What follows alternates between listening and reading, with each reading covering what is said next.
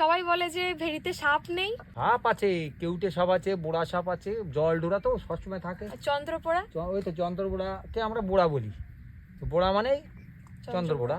এবার এই যখন এই তেল দেওয়া হয় না, এই তেলের গ্যাসে ওরা আর এখানে থাকবে না, তার জন্য মাঝে মাঝে তেল দিতে হয়। এই ঘাস মারা তেল দিলে ওর গন্ধে ওরা সরে চলে যায়, তার জন্য আমাদের চাই দেখে তো কোনো সময় সাপ দেখা যায় না।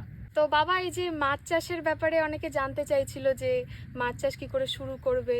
মাছ চাষ শুরু করতে গেলে পুরনো পুকুর হলে ভালো করে শুকনো করতে হবে, মাটিটাকে টাইট করতে হবে, যাতে মাটিতে কালো গ্যাস না থাকে।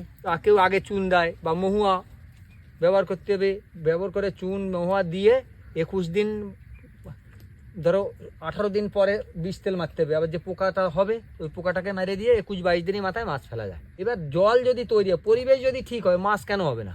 তার বিঘেই তোমার 1 কুইন্টাল করে মহুয়া দিতে হবে। আর মাসে মাসে একবার যদি চুন দেওয়া যায় 10 কেজি করে বিঘে পিছু, তাহলে